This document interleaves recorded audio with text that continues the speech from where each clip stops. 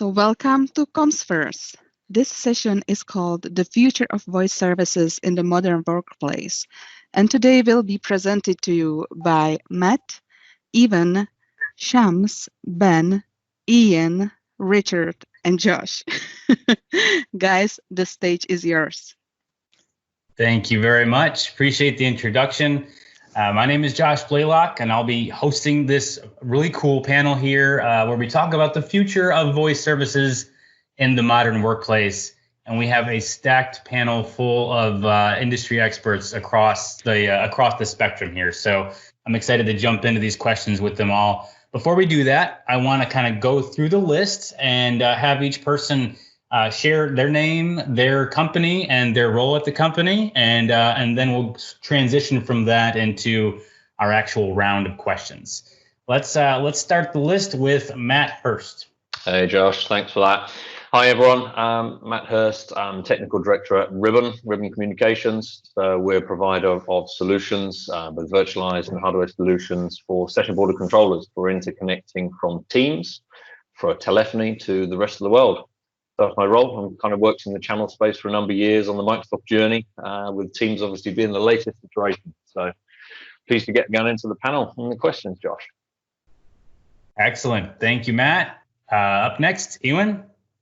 Yeah, hi, I'm Ewan Haig from Audio Codes. I run the UK business. Audio Codes is pretty well known for the kind of plumbing, so the SBC side of things. But we also do meeting room solutions, endpoint devices, MiFID II call recording solutions. So we have a really sort of wide stack in the context of Microsoft products. And yeah, looking forward to a good discussion today. Perfect. Thank you. Shams, you're next. Hi, my name is Shams Khan. I work as a principal solutions consultant for SCB Global. We often get confused with SBCs, which I suppose is not a bad thing. It stands for Simple Call Business.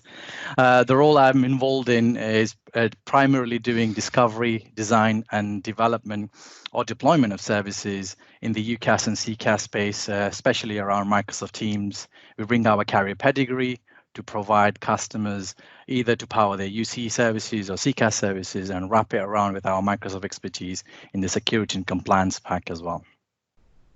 Awesome, thank you. And I will admit I've had to stop myself a couple times to make sure I'm reading the letters in the correct order there. So good call out. Ben, please introduce yourself. Cheers, Josh. So my name is Ben Merrills. I'm the founder and CEO of ZapHappy. We're a CPaaS-style platform. So we have traditional telephony services. We have direct routing as a service. And yeah, we're just combining all those things to make a sort of great customer experience. Perfect. Ian. Hello. Yes, thanks, Josh. So Ian Guest is my name. I'm marketing director at Pure IP. So Pure IP is a SIP trunk provider, as well as other voice managed services, including direct routing as a service. Excellent. And last but certainly not least, Richard. Oh, hi there. So I'm Richard, CTO at a company called Executive. We're a Microsoft UC specialist. We've been in the game for quite some time, specializing in voice services. Our primary go-to-market is direct routing as a service, and we've recently been acquired by Gamma, who are a telco, tier 1 telco here in the UK. Excellent. I appreciate the introductions. Thank you all. And as you all can, everybody here attending can tell, we have a very good representation of people that work in the voice space within the context of Microsoft Teams, cloud-based services. There are a lot of different names that were just put in there as far as vendors go that play in that space quite nicely, quite extensively. So we're in for some really good feedback and thoughts on some of these questions. The format of how we're going to run through this, we're going to have kind of 6 rounds, if you will, where we'll have a couple of our panelists weigh in on a specific question or topic, and then we'll move on to the next one, kind of giving a chance for each panelist to weigh in one area or the other, and then we'll kind of save the questions for the end of the rounds. If there are any pressing questions in the midst of that, I'll look to our awesome producer to let us know what's out there. But we'll feel free to post them in the chat leading up to the end if you have a question you don't want to forget. and we'll try our best to make sure we get to them all at that point. Right, so let's jump straight into it. A little bit of reference on this first question is that we are all facing kind of a, well, I hate to use the term new normal here because I'm hoping it's not normal, but it is a new way of doing things in the here and now for sure with COVID-19 and its impacts on the globe as a whole, but certainly on the industry and the way we meet, the way we do business. And with that in mind, several of these questions are going to come from that. There's always a point at which we can look to the future and say, what do you envision the future looks like? Right now, I think that that's an even trickier question as we grapple with how permanent are the immediate changes that we've seen in your point of view. So that's a little bit of the context that I want to throw out there as we dive into this. The first question I want to put out there is that with the increase in video conferencing demand that we have widely seen and has been widely publicized in the media, how has this affected the business telephone call? Are you seeing an increased demand for telephony services delivered by cloud solutions like Microsoft Teams? And the primary panelist that I'm going to ask to weigh in on this for the first few minutes will be Richard McPhee, and we'll follow it up with Matt's follow-on thoughts as well. Richard? Sure, thanks, Josh. So I guess I've recently done a webinar where we spoke about the relevance of telephony in this growing modern world of collaboration. And I used a couple of examples where, the collaboration is the preferred communication medium, and, it's a great way to interact with everyone. However, even the most popular app, which in our view is definitely got to be Microsoft Teams, right? With some of the largest market penetration out there, even if they got to 60, 70% saturation, it's still not going to be the only way and the common method to actually contact people. At the minute, that global common way to communicate across businesses is still that telephone line and the telephone number to date. Who knows, that may change in many, many years to come, but it's going to be a long, slow transition where a lot of people have this unique thing called choice, and they get to choose which desktop application they like to use. So unless all these vendors get together and stitch together, telephony's still got quite a critical role to play in the industry. With that as well, I also mentioned that different types of communication have different levels of criticality to them. And the example I used was if you were lying in your bed at night and your house has been burgled, you would be a lot less likely to use WhatsApp to contact the police station than you would be to actually dial them on your mobile phone. So just a few examples of the relevance of telephony. And in terms of then the second point, pivoting onto the increase in demand, we definitely have seen an increase in demand, but we've seen it pretty much in line with what we've identified as the three different stages of a crisis in communications. So we highlighted that there's definitely three clear phases that organizations are going through, and the confusing part is they can live in two of these phases at any one time, but we broadly categorize them as respond, recover, and renew. In that first phase, we've actually just seen everybody get their organization up and working and communicating using the things they've already bought. I mean, if you've seen the stats that's probably been shared so many times that Teams daily active users went like this, I'm not under the impression that all those people rushed out and bought Teams licenses. It's a case of they already had it, they just weren't using it. So that's from our perspective is what they tried to do at this stage. And they were also at this stage, while you're rushing to make sure people had laptops, etc., implementing things like call forwards, VPN tunneling with soft phone clients, which all have their own problems, but it was a way to get businesses mobilized. When you start moving out of that into the recover phase, that's when we've started seeing people trying to improve the situation through any means that they can. We had some that were just, we're going to stick with what we have, it's sort of working for us, and others that were, we need to think of this as a bit more of a medium-term solution, and they were looking for rapid deployment and consumption of voice and telephony services into Teams. And certainly those are the conversations we have with organizations at that phase. And then the other organizations that are taking a longer term strategic approach to it, They, in the renew phase, they're actually reconsidering where their budgets are being spent, and they're looking at it as a standard long-term project. And that's where they're looking in terms of how do they adapt to this new way of working, how do they retain the benefits that they've actually got from this situation that's maybe enlightened a few members of the senior management team in terms of how the culture could change. And now that we're seeing a lot more organizations moving into that recover, renew phase, the demand is only going one way for these services, and that is up. Yeah, great observations, especially around use cases that people are going to continue to. The telephone is going to continue to be very relevant, and as well as kind of how that adoption has happened in the midst of all this. Matt, your thoughts from the viewpoints of coming from your side of things as a provider of SBCs and direct routing out there. What are you guys seeing along those lines? Yeah, absolutely, Josh. I mean, it's very much in line with what Richard just went through there. So in the immediate kind of aftermath of the lockdown, if you like, globally, we actually saw as a vendor, we're obviously in the channel space with the Microsoft Teams, but we're also in a lot of big core carrier networks as well with our session border controllers.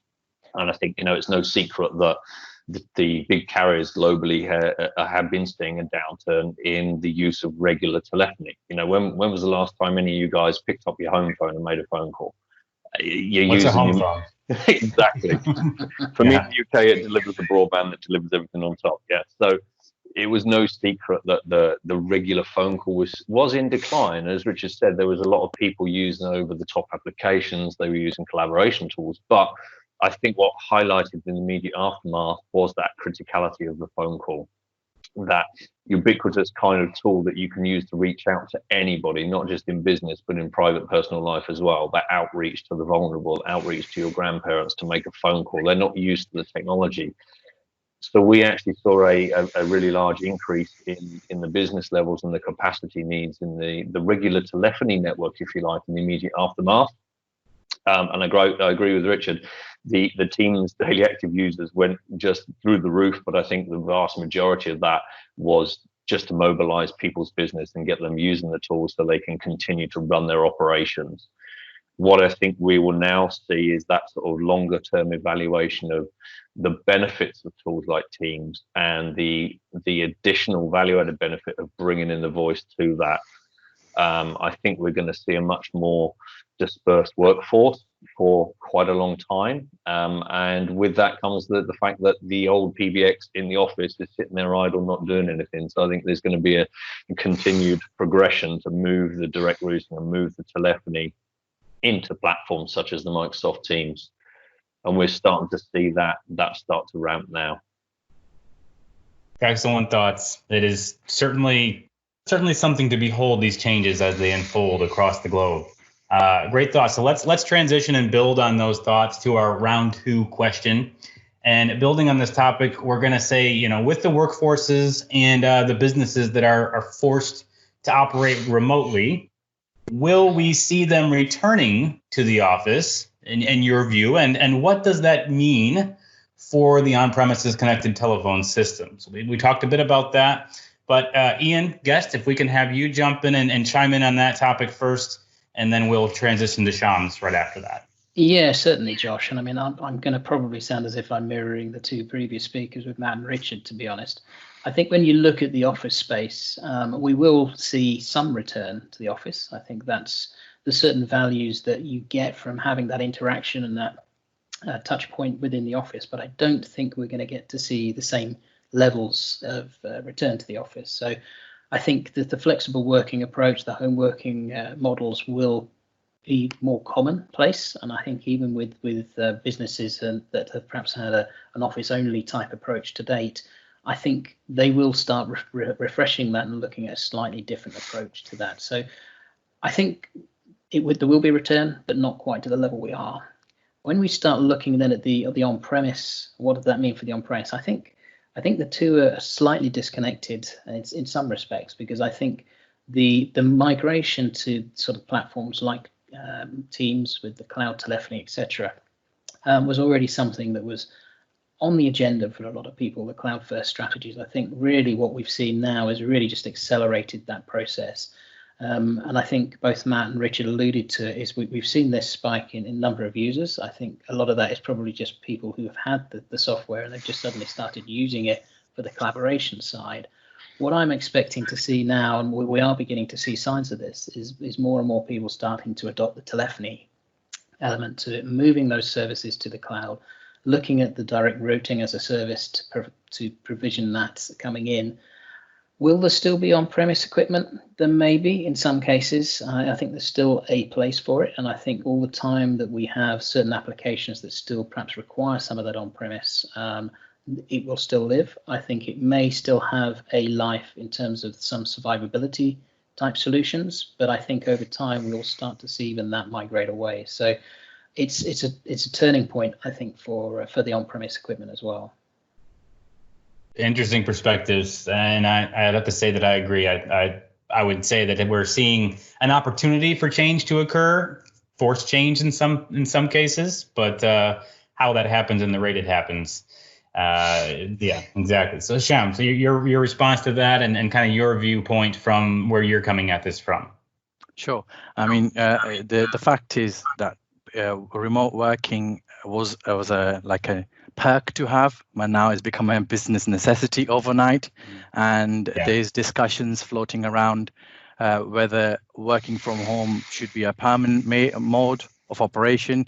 But what we have realized as a society, that technology and the advancements of technologies have taken place, there is possibilities out there. And now organizations need to have a holistic view to discuss and decide what works for them. Having that roadmap clarity is very important, not just jumping into, using collaboration tools or UC tools. Telephony is going to be there. Telephony is not going away. There are ways of communicating, but there are scenarios where you still would be picking up that phone, making that telephone call, or coming into work or having those meetings. That will remain the human element. But what we need to try and understand is, yes, there has been a trend that confidence in the cloud is growing, and UC was going into cloud. But this COVID-19, we've kind of seen an acceleration, or we will continue to see that acceleration into the cloud space. And it's something for organizations to now take a step back and think UCaaS or CCaaS is a strategy, not a product. So avoid creating silos, and whether it be Teams or any collaboration tools they have, to understand how to put this together and get maximum efficiency and synergies. But naturally, because the workforce has been changing as well, from youngsters like myself coming into workspace with all the tools that they use, that will also be a factor and has been a factor in the space. So all of these things and all of these points have to be considered to make that decision, whether on-premise or hybrid or fully cloud. Excellent. Good thoughts. The changing world indeed. Let's pivot a little bit here in our round 3 to talk a bit about the deployment options that we've got for cloud. A little more detail here. What consolidation opportunities are available for businesses that are considering the cloud telephony from a hardware and service cost perspective? We're going to start out with Ewan being our first responder here, and then Ian as our guest. So with that topic in mind, I'll go ahead and hand it over to you, Ewan. Yeah, thanks, Josh. So from the UK perspective, what I can say is approximately about 70 or 80% of the sessions around SBCs that we sell is virtual. And most of that we kind of see actually putting into Azure.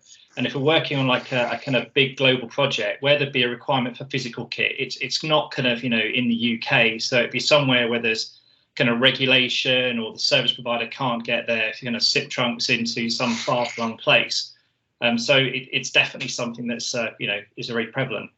And in terms of our sort of Office 365 partners, I mean, they're very much looking to try and build kind of a voice practice around this, and they very much kind of have this. They're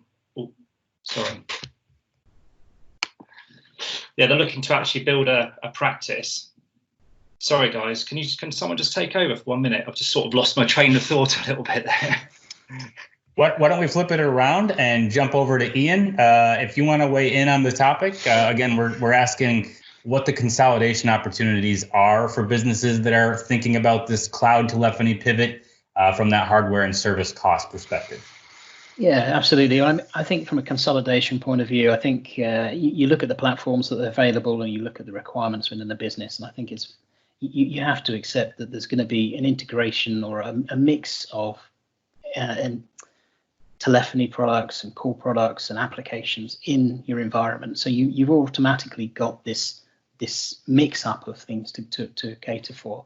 What I think we're starting to see is people looking for more of a kind of managed service OpEx type model approach, and I think that's what cloud gives them. So rather than having the hardware and the skills on site to do some of these things, they're actually looking to consume it as cloud type models. I think one of the challenges then becomes is how do you consume all of those requirements in one place? And I think that's where some of the consolidation will start to come in and benefit an organization if they can start to look at providers that can interact and get interoperability between these systems. I think you start to get that consolidation of pricing, of management, et cetera, et cetera. And I think that then will then spin into some of the payment models, and we already see it now with things like call plans, et cetera, available. There are different ways of consuming the technology. There's different ways of paying for it. And I think it becomes a question of what's right for your business. So, for example, the call plans are a very convenient thing for a certain profile of business. But I think the larger you get, the more complex you get with those requirements. You start to look at the call plans and think, well, actually, they could be a little bit on the expensive side for us, particularly if you've got multi-thousand users around the globe. So the sort of a pay-as-you-go transparent model, I think, is something that we're seeing is quite keenly desired within our customer base. And particularly if you're bringing in other applications as well, suddenly it becomes that single place to consume these in a very, you're paying for what you use, basically, in a very cost-effective manner. Right. I think you kind of hit the nail on the head there with one size does not fit all when it comes to how you're approaching this. There are many, many options that people can choose from, and you really have to take a good hard look at what fits your business best, both from a cost perspective, but also operational, et cetera. Ewan, do you want me to let you jump back in there at all, or any other thoughts on this? I mean, what I can say is, traditionally we used to actually sell, and we still do sell SBCs on a kind of a per session basis, but we started to look to try and kind of monetize our technology and selling it more kind of aligned with the Microsoft stack. So kind of on a per user per month basis. It's more like the right to use the SBC in the cloud, and really customers don't have to worry about how many sessions and contention ratios and things of that nature. So that's very much kind of a direction that we're kind of progressing on, and we're looking to try and build kind of our own cloud. So it's not just kind of the SBC, but there's kind of the provisioning environment. So we can essentially go to a service provider and allow them to kind of build an infrastructure, which is not just about the plumbing, but it's like, how do you kind of, how do you onboard the enterprise? How do you make it kind of quick and easy? So certainly that's something that, we are starting to see a lot of interest in, a lot of demand, because, we sell, or we traditionally made our money out of, selling sessions. And as Matt commented, in terms of traditional telephony, it's questionable as to kind of what that consumption is going to look like over the years. I mean, how many people actually, pick up yes, you still want to call your mum, but from a work standpoint, generally speaking, you'll be, making a phone call in this type of environment. So you'll be making a Teams call. How many people actually make a phone call? And we do actually have our own cloud, and I can kind of look at, users versus sessions. And, traditionally things used to be sized in the sort of 5 or 10 to 1. The sort of ratios that we now sort of see are in the kind of, 50 to 1 as kind of an example. So, we're having to kind of look at different ways to monetize our technology, and certainly, where that sits is definitely kind of in the, we see it in the public cloud, in Azure and AWS and environments like that. Those are interesting stats to hear. Certainly a changing landscape for sure. Thank you for the thoughts, both of you. Let's jump into round 4. We have 6 rounds here, and so we've gotten halfway through them. I would say that if questions are occurring to you as a member of the audience, feel free to drop them into the chat at this point. Otherwise, we will be opening up for questions at the end of these next 3 questions. All right, round 4, we're going to focus on the cloud communications features in more depth here. Out of the box, Teams has all of the fundamentals of an enterprise phone system. However, businesses often have more advanced call treatment needs.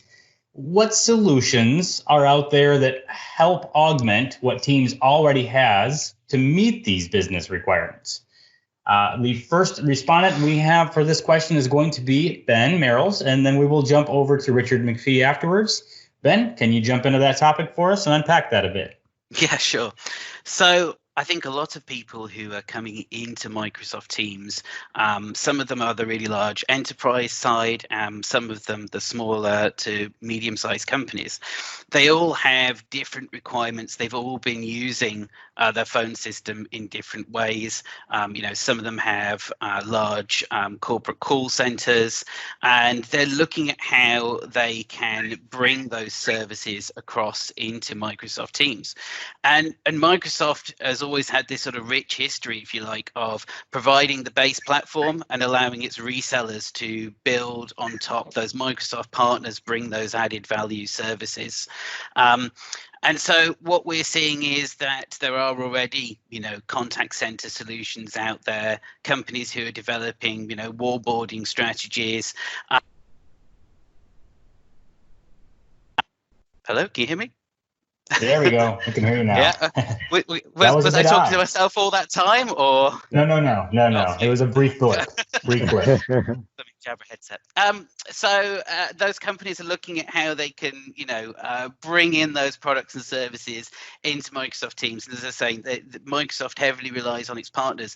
So it has a base set of functionality within Teams, call queuings, auto attendance, and from that it's built, obviously, a set of APIs which those companies are taking advantage of.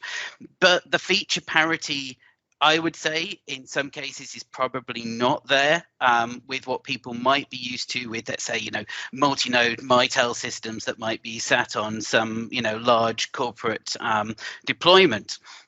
And so, we have to look at what are the other strategies that we can use to bring that functionality, or as you say, augment Teams to meet that need. And that maybe includes things like direct routing hybrid, where we take the best bits of our phone system and we use it with the best bits of Teams. And the advantage of that, of course, is it gives us a phased approach to migrating to the cloud as well, which can be quite a difficult strategy to employ.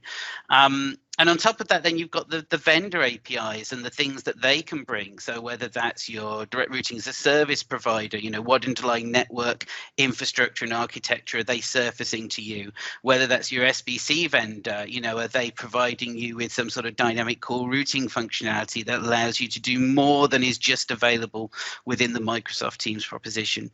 And that proposition is going to get bigger. It's going to get broader. As we've all said, massive adoption rates. Microsoft is gearing up their development portfolio around Teams at a much greater speed now. But I think it is also down to us as SBC vendors, application providers, and service providers to fill in the gaps and to bring something a bit different and make that transition or that adoption easier. Excellent. And Richard, from the service provider side of it, your thoughts on this topic?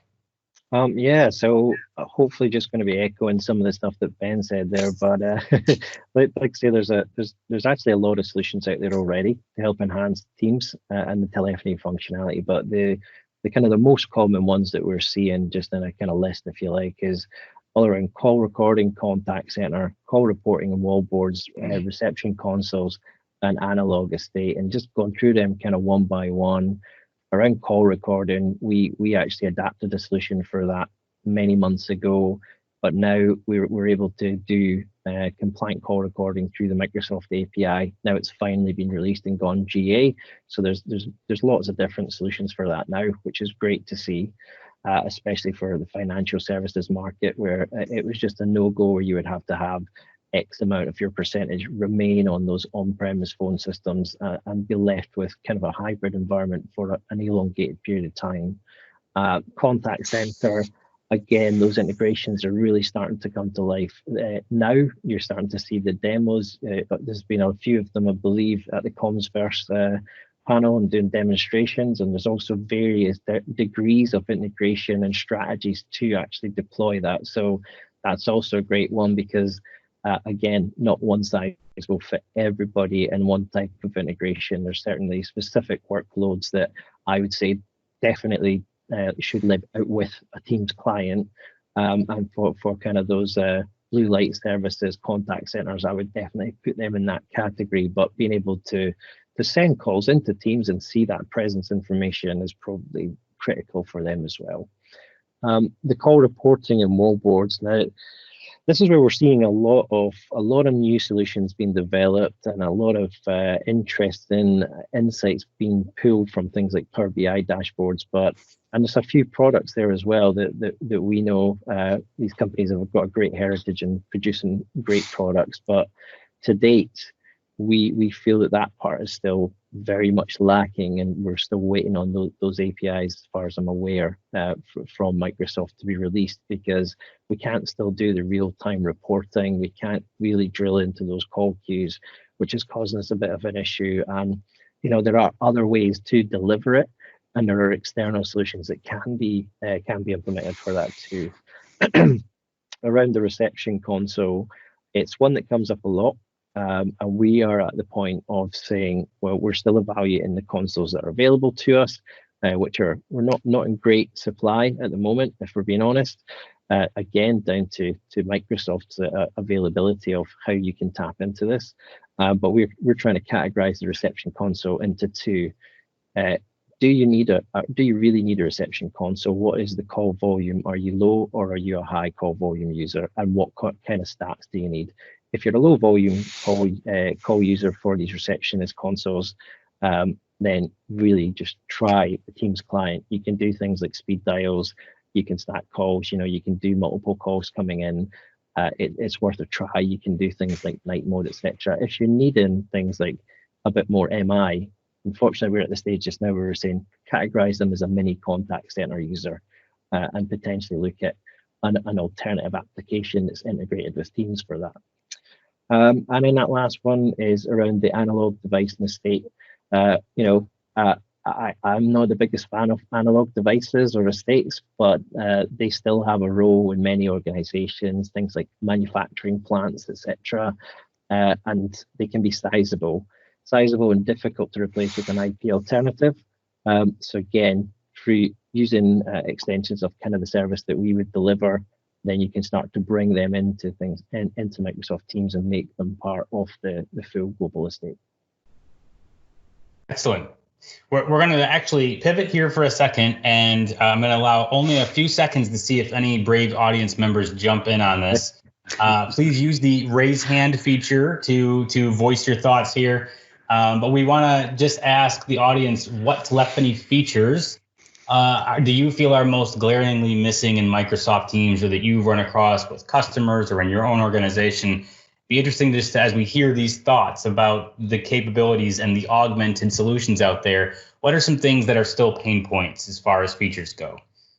Any audience members, feel free to use the raise hand feature.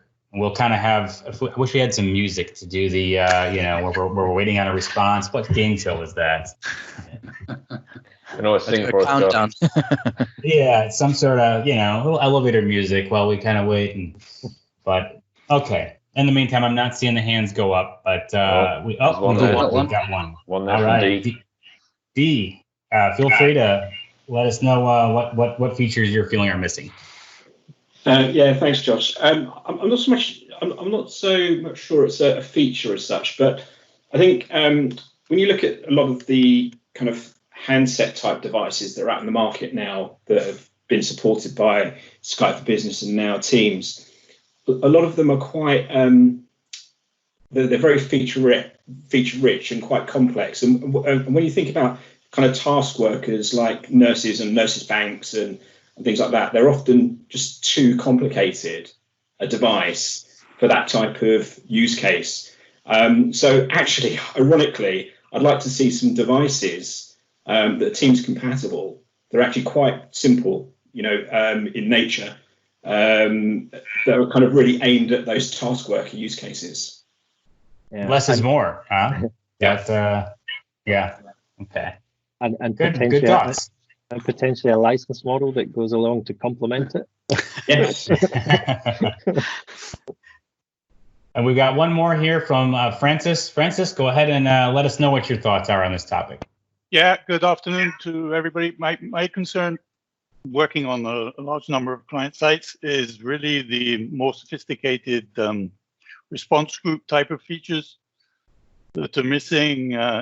Already response groups were limited in Skype and in Teams, they're no longer available. And given that they have APIs for recording now, it would make sense to me to move towards an API type of solution for response groups too. Excellent. Okay, good thoughts. But that doesn't exist. Absolutely. It does not exist today. Yeah. Awesome. Yeah, it's there's and what's kind of an interesting new world we've seen with Teams versus the way servers used to be done, right? We get a base feature set out the door in one particular area, and we iterate on that, or Microsoft has built on it over time to kind of gather feedback as they go and expand on the product there, or enlist the help of partners and vendors that can aid in that solution area. So good thoughts. Let's transition into round 5 here. So up to now, we've been focusing on the cloud. So let's take a time to focus a little more on the on-premises systems. The question here is going to be that cloud telephony is the current buzzword, right? Everyone's talking about cloud telephony in some kind of way. But the reality is there's still a place for on-premises infrastructure, whether it's a lack of features, whether it's other types of requirements that business has. What systems will remain on-prem, and what solutions are out there to integrate with them within your cloud telephony strategy? So first up, we're going to have Shams answer that question, and we'll have that followed up by Ewan. Shams? Yeah, thank you. Don't want to make it sound like a plug here, but that's exactly what Opta for Teams was built for, to be that gateway in the scenario of customers who are looking to, as we call it, crawl, walk, and run, where whilst they embrace cloud or they find what Francis mentioned, feature sets that are missing. So all of that in the background and providing the capability for customers to either sweat their current assets into and integrate into Teams, or provide a bridge to bring those missing features inside Teams is what Opta for Teams was built for. And that's exactly what we do from omni-channel call recording inside Teams. As we see meetings like this are being recorded, not on a PSTN, but actually on a WebRTC. So all of those components that are required from an omni-channel contact center perspective that lives inside Teams with all those rich feature sets is available. Teams can be the gateway. It's just finding out whether it is possible or not. And that's exactly what we are trying to do, using comms as a gateway to promote and present what Opta for Teams can do for users. Because on-premise systems that are there, yes, they have a space, absolutely right. But what we've just discussed in a scenario like this, we've got lots of reports and statistics to show on-premise devices have a shelf life. They are clunky, they're not as flexible, and they could create problems, which has been the case for a lot of contact center groups, especially. And we probably have been victims of those whereby we can't even reach many businesses or consumers for even though the basic tasks, whether they be a refund or, airline travels, for whatever reason, they've taken off their phone lines. And all of these things could have been addressed by adopting a right UCaaS product or a CCaaS strategy, which is the case to promote efficiency and productivity. So I think that is the point. On-premise solutions are there, but they themselves are transitioning into cloud to provide that maximum efficiency and productivity. So there is an option out there, and enterprises have to look into that. Excellent. Good thoughts on that. And like you said, even the on-prem solutions are getting a leg into the cloud in some kind of way. So it's good to keep an eye on. Ewan, your thoughts on that? Yeah, it kind of just goes back to what Richard was saying, actually. There's a massive kind of analog estate still out there. So, people just want to keep those simple kind of analog phones. There's lots of kind of structured cabling, under runways or in hospitals. And they just need a phone on the wall that rings. So, the devices, those kind of ATAs or analog gateways or whatever, we manufacture them, and the ranges are from kind of 2 ports right up to 288 ports. And we still sell a hell of a lot of them for Teams. So it's really connecting kind of the old with the new. For example, decked phones, if you look at some of the, people who, wander around with kind of decked headsets, how do you kind of bring that kind of area of telephony and connect it with Teams? So it's kind of, the connecting stuff, and you can't really stick that in the cloud. You can get those kind of ATAs or gateways to register to our SBCs in the cloud, but you still kind of need a physical box on premise, which you can kind of plug the cable into to kind of drive that kind of connection. So I don't see that going away. And I say we'd get lots of inquiries, and I think one of my colleagues, John, actually did a kind of a presentation earlier on that, which was kind of very well received and got a lot of interest, because I think it's kind of just it's kind of a common challenge that a lot of end users face, really, is how do we deal with the old stuff. And not everyone wants these new the Microsoft kind of the phones that run the Android client. They're kind of they're touch screen, they're kind of expensive. What if you just want something that's simple, or if you're a hard of hearing or visually impaired user, you want a phone with a nice big button. They don't really exist natively in Teams.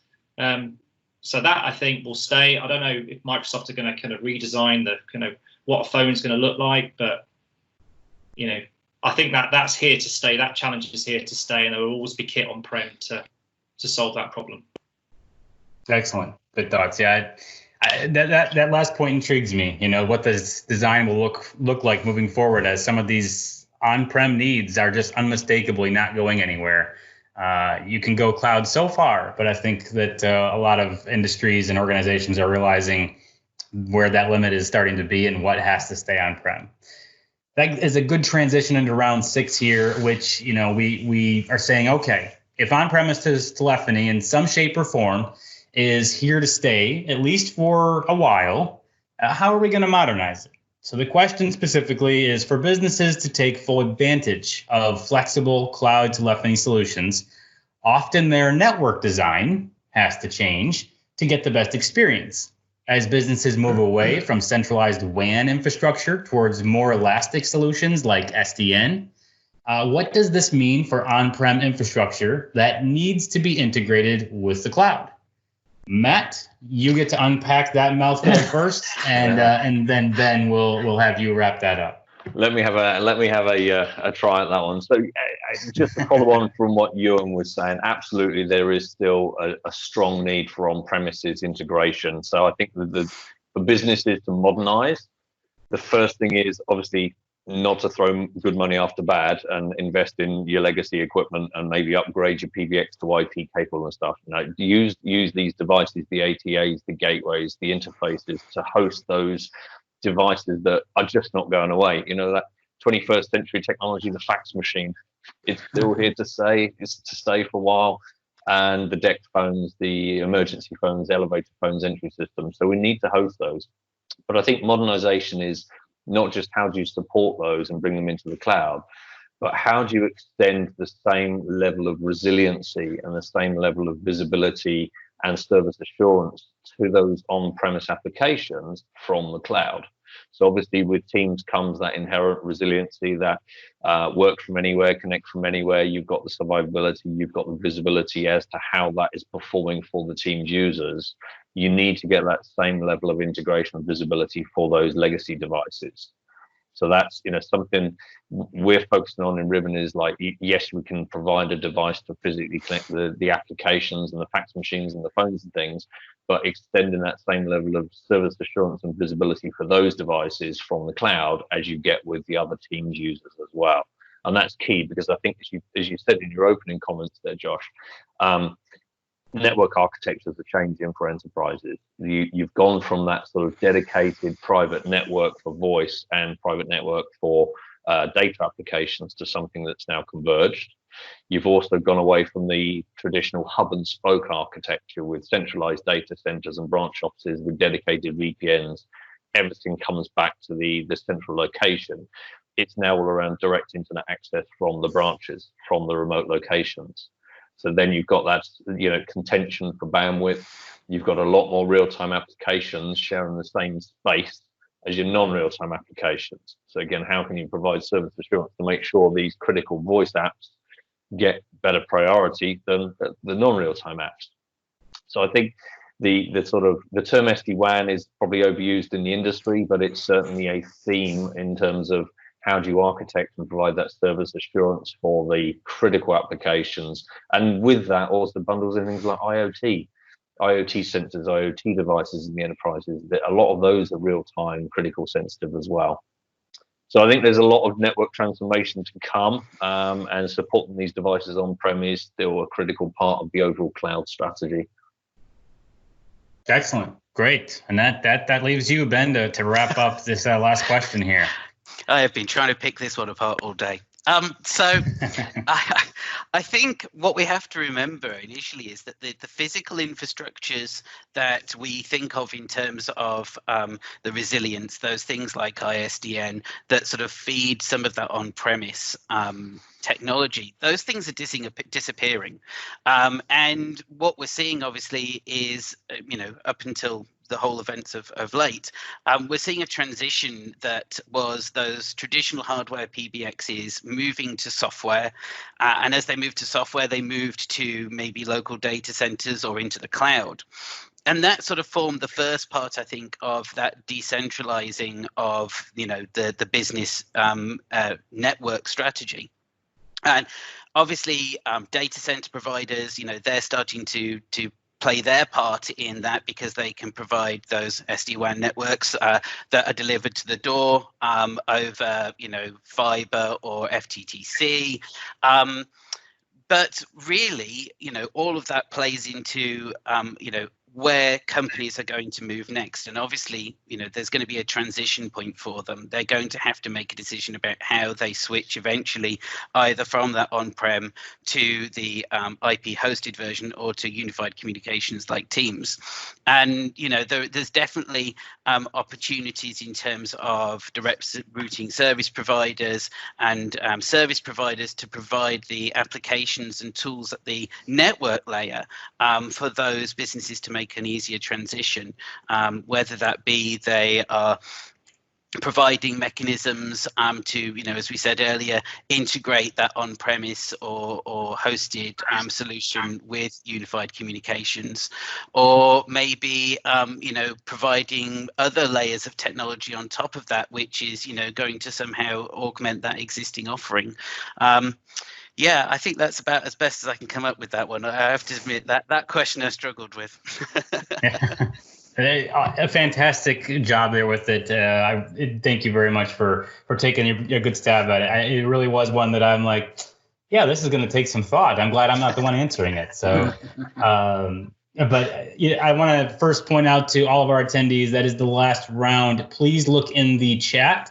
There is a couple links that Sarka has provided in there for us. One is to follow up and go to the breakout session after this, where a few of us will be able to make our way over there and answer more questions. We lost the host. Just at the critical moment. To the breakout question. Oh, yeah. Hang up button on my. I literally hit the hang up button on this. Okay, that's dangerous. The other link there is a feedback link, and of course, we very much appreciate your feedback and thoughts on this. So please provide some feedback, and if you have time, feel free to hop into that chat. Bring questions there. I think that's the best place for questions now. We did really good in our time, but we're a few minutes over, so we'll transition to that breakout area. And meet up with whoever has following questions there. Thank all of the panelists for making time for this today. Your thoughts and feedback and industry insights are hugely valuable, and we appreciate your time and participation. And thank you to Commsverse and the organizers as a whole. This is a fantastic opportunity to get together and share thoughts, insights of how our industry is changing. And finally, a big thank you to the sponsors that made Commsverse a possibility. And very last but not least, thank all of you for joining us. All right, we'll wrap this one up. We'll see you over in the breakout session. Cheers. Thank you. Bye. Thank you.